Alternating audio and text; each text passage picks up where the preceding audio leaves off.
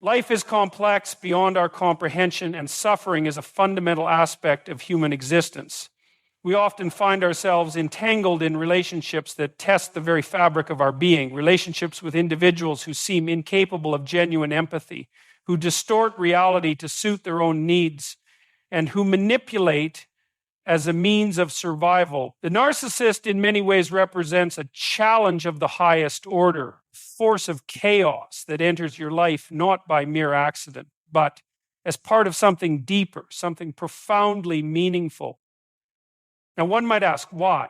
Why would a benevolent and just God allow such an individual to enter your orbit? Why would you be subjected to the emotional turmoil, the gaslighting, the ceaseless struggle to maintain your sense of self while being systematically dismantled by someone who thrives on control? The answer, as uncomfortable as it may be, lies in the very nature of human growth. You see, we are not designed for ease. We are not placed in this world simply to float along in comfort, unchallenged, untested. Growth, real meaningful transformation, demands hardship. It demands suffering, and it demands that we confront malevolence head on, not so that we might be destroyed by it, but so that we might emerge from it stronger, more disciplined, and more aware of our own value. It is no coincidence that you find yourself in such a battle. Whether you believe in divine will or simply the inescapable lessons of life, the presence of a narcissist in your journey is not without purpose. It is a call to arms, a call to establish boundaries where none existed, to speak truth in the face of distortion, and to develop an unshakable resilience that will serve you for the rest of your days. The question then is not why God placed you in a narcissist's life. The question is, what will you do with the lesson you've been given? Suffering is one of the most ancient and inescapable realities of human existence. It is not a mistake, nor is it an unfortunate accident to be avoided at all costs. It is, in fact, the very crucible in which character is forged, where resilience is tested, and where wisdom is cultivated. Without suffering, there is no growth, and without growth, there is no meaning. Think about the great figures of history, people who have endured unimaginable hardship. Do you believe they would have emerged as leaders, thinkers, or warriors if their paths had been smooth, effortless, and free of struggle? No. Their suffering forced them to confront the deepest truths of their existence. It burned away the illusions of entitlement, of safety, of certainty. It stripped them bare, leaving only what was real: strength, courage, and the indomitable spirit that refuses to be crushed. When you suffer, you are faced with a fundamental choice. You can allow it to destroy you, to leave you bitter and broken, or you can allow it to shape you into something greater. This is the central idea of responsibility. You may not have chosen your suffering, but you are responsible for what you do with it. If you crumble under its weight, you allow yourself to be a victim. If you learn from it, you become something else entirely, someone who can withstand the storms of life without being torn apart. One of the reasons suffering is such an effective teacher is that it reveals your weaknesses in a way nothing else can. You can tell yourself that you are strong, that you are prepared, that you are in control, until life proves otherwise. When tragedy strikes, when you lose someone you love, when you are betrayed, when you fail in a way that shatters your confidence, you are faced with an undeniable truth. You are not as invincible as you once believed. And yet within that realization lies an opportunity to rebuild yourself in a way that is far more stable, far more grounded in reality. Growth does not come from comfort. Comfort is a kind of stagnation, a slow decay disguised as peace. If you wish to become more than you are, if you wish to develop true competence and strength, you must be willing to walk through suffering willingly, to endure the pain of discipline, of responsibility, of loss and transformation. The alternative is to shrink away from hardship, to seek only pleasure and ease, but that path leads nowhere. It is a slow descent into mediocrity, a refusal to engage with the full weight of existence. People often ask why life is so difficult, why suffering seems to be built into the very structure of existence. And the answer is simple, because without it, there would be no movement, no challenge, no reason to push forward. If everything were handed to you without struggle, what would you become? Nothing of value, nothing with depth, nothing with any real strength. The difficulties you face are not obstacles. They're necessary steps in your journey toward becoming something more. One of the great tragedies of human existence is that people are not taught how to protect themselves. They are encouraged to be agreeable, to avoid conflict, to accommodate the desires of others at their own expense. And while there is value in kindness and cooperation, there is also immense danger in being too open, too yielding, too willing to sacrifice yourself for the comfort of others. That is where boundaries come in. A boundary is not a wall. It is not an impenetrable fortress that isolates you from the world. Rather, it is a clear and deliberate assertion of what you will and will not allow into your life. It is the recognition that your time, your energy, and your emotional well-being are finite resources that must be guarded with vigilance. When you fail to establish boundaries, you invite chaos. You allow others to dictate your worth, to encroach upon your sense of self, to erode your identity, one compromise at a time. Nowhere is this lesson more crucial than in relationships, especially with those who manipulate, exploit, or diminish you. A narcissist, for example, thrives on the erosion of boundaries. Their very existence is built upon the willingness of others to tolerate their selfishness, to absorb their cruelty, to remain in a cycle of emotional servitude out of fear, guilt, or misplaced loyalty. If you have found yourself entangled with such a person, it is not because you are weak. It is because you were never taught how to enforce the lines that separate you from them. Learning to set boundaries is one of the most powerful transformations a person can undergo. It is a declaration of self-respect. It is the refusal to be used, to be controlled, to be subjected to the whims of those who do not value your well-being. And it requires courage, because the moment you establish a boundary, you will be tested. The people who benefited from your lack of boundaries will push back. They will call you selfish. They will guilt trip you. They will rage against the new limitations you have placed on them. And that is the moment of truth. If you fold, if you retreat back into the old patterns, if you allow yourself to be convinced that your needs do not matter, you will remain trapped in the cycle. You will continue to be drained, diminished, and disrespected. But if you stand firm, if you hold the line despite the resistance, you will begin to reshape the very structure of your life. You will attract people who respect you. You will develop an unshakable sense of self. You will no longer be at the mercy of those who take without giving, who demand without gratitude, who expect your endless patience while offering nothing in return. There is a profound cost to not learning this lesson. If you fail to set boundaries, you will spend your life being used as a stepping stone for others, never truly living for yourself, never realizing your full potential. The world is filled with people who will take as much as you are willing to give. It is not their responsibility to stop. It is yours. One of the most painful yet transformative experiences a person can go through is being devalued, being made to feel insignificant, unworthy, or easily replaceable. It shakes the foundation of your identity, forces you into a state of deep self-reflection, and demands that you confront the most uncomfortable question of all: what is my worth? Now, people often misunderstand worth. They think of it as something external, something bestowed upon them by others, measured in validation, attention, or admiration. But that is a dangerous illusion. If your worth depends on someone else's recognition, then it can be taken from you at any moment. And when that happens, when someone withdraws their affection, when they treat you with indifference, when they discard you without remorse, it can feel as though you have lost yourself entirely. But here's the truth. Your worth is not a negotiation. It is not up for debate. It does not decrease because someone failed to see it. What this experience is forcing you to do is stop outsourcing your value to people who never had the capacity to define it in the first place. And that is an incredibly difficult but necessary lesson.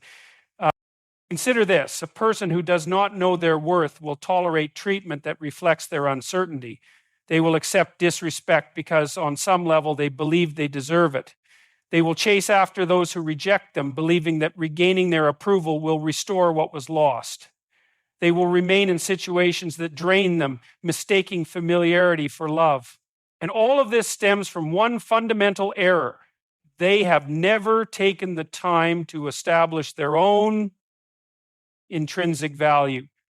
This is why suffering is such a powerful teacher. It forces you into the depths of yourself, where all the distractions fall away and you are left with nothing but the raw reality of who you are. And if you are willing to do the work, to confront your insecurities, to challenge the narratives that keep you small, to break the cycles that perpetuate your self-doubt, you will emerge from this process with something invaluable, an unshakable sense of self-worth that no one can take from you. Now, this is not easy. It requires brutal honesty. You have to examine why you allowed yourself to be undervalued in the first place. What wounds have you been carrying? What subconscious beliefs have been shaping your behavior? What part of you has been seeking external validation rather than internal certainty? These are difficult questions, but they are necessary, because the moment you decide, truly decide, that you will no longer accept less than what you deserve, everything changes. People will feel it. They will sense that something is different. You will no longer be easily manipulated.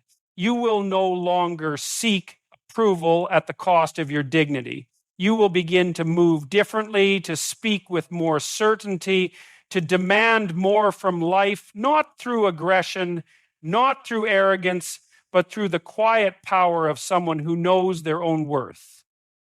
And the world will respond accordingly. Life does not unfold in a straight, predictable line. It is a series of trials, setbacks, and betrayals, many of which seem unjust, even cruel. And yet, if you observe closely, if you truly analyze the patterns of your suffering, you may begin to notice something remarkable. The hardships you endure are shaping you for something greater. Now, that's not an easy concept to accept, especially when you're in the midst of pain. The temptation to fall into despair, to see yourself as a victim of circumstance, is immense. But consider this: every mythological narrative, every great story that has stood the test of time follows a singular pattern. The hero is tested before they are transformed. There is no wisdom without suffering. There is no strength without struggle. There is no growth without adversity. Think about the most difficult moments of your life: the betrayals, the heartbreaks, the injustices, things that at the time seemed unbearable. And yet here you are. You survived, you adapted, and if you reflect honestly, you might even see how those experiences forced you to evolve. They made you sharper. They revealed truths you had been blind to. They demanded that you develop resilience, boundaries, and self-respect. And perhaps more than anything, they stripped away the illusions you had about yourself and the world, leaving you with something far more valuable: clarity. Now, clarity is a dangerous thing. It forces you to take responsibility. It shatters comfortable delusions. It makes you realize that much of your suffering was not only endured, but allowed, that you in some capacity contributed to your pain by refusing to see things as they truly were. And that is a painful realization, but it is also the beginning of something profound: transformation. See, the world is not interested in making you comfortable. It is interested in making you capable. And that means stripping away everything weak, everything false, everything unworthy of who you are meant to become. So when you find yourself asking, why is this happening to me? Shift the question, what is this preparing me for? Because there is an undeniable truth woven into the very fabric of existence. The greater the suffering, the greater the responsibility that follows. Think of history's greatest figures.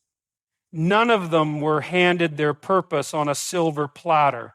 They were tested, they were broken down, they were forced to confront the depths of human suffering within themselves and in the world. And only then, after they had endured, after they had transformed, were they able to rise not as victims, but as leaders, as guides, as forces of change. You may not see it now, but you are being prepared. The experiences that feel like they are crushing you are in fact forging you.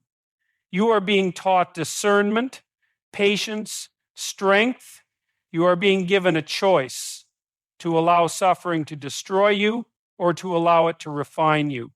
And that choice, perhaps more than anything else, will determine the trajectory of your life.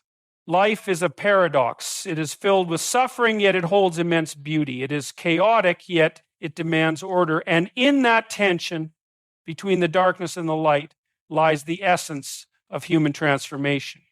It is in the suffering, in the depths of despair, that people often come to understand something profound. The necessity of the divine, the reality of meaning, and the importance of walking a righteous path. Now, it's easy to believe in goodness when everything is going well. When life is predictable, when the road ahead is smooth, faith seems almost unnecessary. But that is not when people search for truth. No, people turn to God in times of suffering, when everything collapses, when they are abandoned, betrayed, humiliated. That's when they begin to ask the most fundamental questions. Why am I here? What is the purpose of this suffering? What is the way forward? And here's where the lesson becomes inescapable. God does not abandon you in the darkness. He calls you to himself through it. He strips away the distractions, the illusions of control, the arrogance of self-sufficiency. And what is left? You, raw, vulnerable, desperate for answers, desperate for something beyond yourself. And in that state, you are finally able to listen. This is why suffering is not meaningless. It is why darkness is not purely evil. It is a crucible, a refining fire meant to burn away what is weak and false within you. Because if everything were easy, if there were no hardship, no loss, no betrayal, you would never be forced to look deeper. You would never need to grow. And you certainly wouldn't recognize the absolute necessity of truth, discipline, responsibility, and faith. Now, look at history. Every person who has ever done something truly meaningful, truly great, has endured immense hardship. Moses wandered the desert. Christ was crucified. The heroes of every culture, every tradition, went through their own trials, their own dark nights of the soul, before they emerged transformed. And this is not just some mythological pattern. It is a psychological and spiritual reality.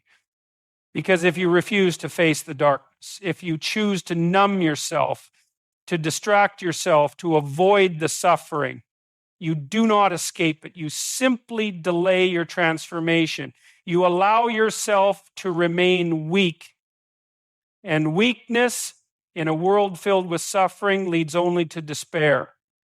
So what does that mean? It means that when the darkness comes, when life feels unbearable, you must not collapse. You must not curse the suffering as if it has no purpose. Instead, you must recognize it for what it is, a summons to something higher. You must search for the light, not in spite of the darkness, but through it, because the only real path forward is upward, toward truth, toward responsibility, toward the ultimate good. And that is no easy task. It requires faith, it requires endurance, it requires a willingness to suffer voluntarily, to walk into the fire, and to trust that on the other side you will emerge transformed. But that is the task. That is the calling, and that is the only way to turn suffering into something meaningful. Life is complex, far more complex than we often give it credit for. And amid this complexity, we are forced to navigate uncertainty, deception, and contradiction. How do you know what's real? How do you determine what path to take?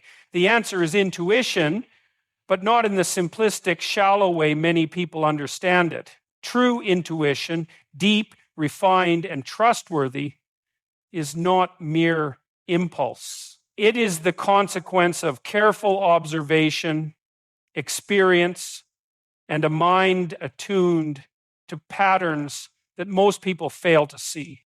Many people dismiss intuition as unreliable, a vague feeling that comes and goes, but that's because they've never truly developed it. Intuition is not magic. It is not irrational. It is the result of a lifetime of accumulated knowledge, much of which is unconscious. Your mind is constantly processing information, detecting inconsistencies, identifying dangers, and recognizing truth, whether or not you are consciously aware of it. Think about the times you've ignored that inner voice. How often has that led to regret? How many situations have you walked into knowing deep down something felt wrong, but you rationalized it away? That's not just some random feeling. It's your mind, your nervous system, picking up on things that your conscious intellect hasn't yet articulated. And if you ignore that voice long enough, you train yourself to be blind to the very signals meant to protect you. Now, does this mean you should trust every fleeting emotion? Absolutely not. There's a distinction between impulse and intuition. Impulse is reactive, immediate, and often fueled by fear or desire. Intuition, on the other hand, is a deeper knowing, a sense that arises not from panic or wishful thinking, but from a careful, subconscious evaluation of reality.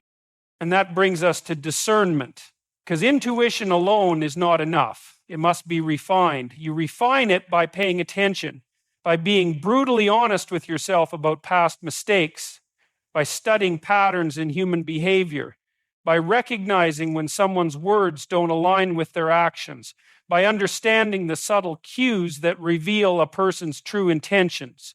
This is why knowledge matters. The more truth you expose yourself to, the sharper your discernment becomes.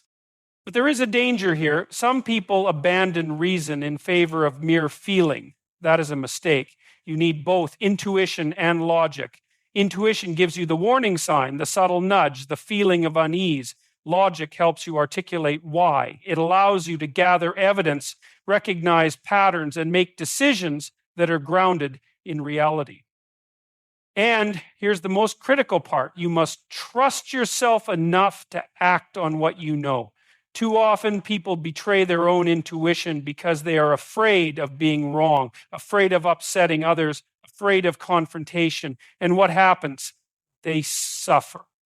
They get taken advantage of. They allow deception to persist when they could have stopped it. Trusting your intuition is an act of self-respect. It means valuing your own perception of reality over the opinions of those who seek to manipulate or dismiss you. It means refusing to gaslight yourself into submission. It means recognizing that ultimately you are responsible for your own well-being, your own choices, and your own path forward. Life is suffering. That is an ancient truth and one that you must accept if you are ever to move forward. No one escapes pain, not you, not me, not anyone. The world is filled with tragedy, betrayal, loss, and disappointment. But here's the question. What will you do with that suffering? Will it destroy you, or will you turn it into something meaningful? Human beings have an astonishing ability to transform pain into wisdom. But this does not happen by accident. It happens through deliberate confrontation with suffering, through the disciplined effort to extract meaning from chaos. And once you do that, once you take your suffering, metabolize it, and transform it into knowledge, you create something of immense value as survival guide for others. Think about it. Every piece of wisdom you've ever gained, every lesson that has helped you navigate life was passed down to you in some way. It came from a book, a mentor, a story, or even a stranger's experience. Why do people read biographies of great men and women? Why do we look to ancient philosophy? Because human beings survive by learning from each other's pain. Your suffering, if confronted properly, becomes a roadmap for someone else. Perhaps it's your child struggling with the same doubts and fears you once had.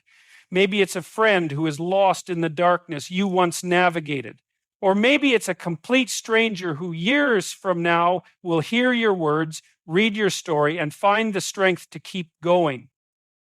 That's the power of human resilience. We turn pain into wisdom and then we pass it on. But that only happens if you face your suffering honestly. If you run from it, if you bury it, deny it, numb it, it teaches you nothing. Worse than that, it festers. Unresolved suffering does not disappear. It transforms into resentment, into addiction, into self-destruction. And then what? You become bitter. You become weak. You fail to grow. And in failing to grow, you deprive others of the knowledge that could have spared them pain. This is why responsibility is so critical. It is not just about you. You have a duty, not only to yourself, but to the people who will come after you, to learn from your suffering and to share that knowledge. It does not mean you must have all the answers. It does not mean you must be perfect. It means that you must refuse to be defeated by your own hardship. There is something deeply noble about that, to suffer and to learn, to be broken and to rebuild, to endure something unbearable and then to turn around and say, I made it through, here's what I learned, here's how you can survive too. That is the highest form of courage. That is what keeps civilization moving forward. And that is what gives your suffering meaning. If pain is inevitable, then meaning must be found within it. Because if you learn, if you grow, if you pass on what you've gained, then your suffering was not for nothing. There's a dangerous illusion many people fall into when dealing with broken, toxic, or narcissistic individuals. The idea that they were sent into that person's life to fix them. That if they just love enough, sacrifice enough, endure enough, they can somehow change the other person. But this is not just naive, it's a fundamental misunderstanding of responsibility, of personal agency, and of the true nature of human relationships. You were not sent to fix them, you were sent to free yourself. Now, this is not an easy realization to come to because it forces you to confront something uncomfortable, that some people are not looking to be saved. Some people do not want to change. Some people are so embedded in their own dysfunction that they will manipulate, deceive, and even destroy those who try to pull them out of it. If you tie yourself to them, thinking you can carry them out of the darkness, you will only be dragged into it yourself.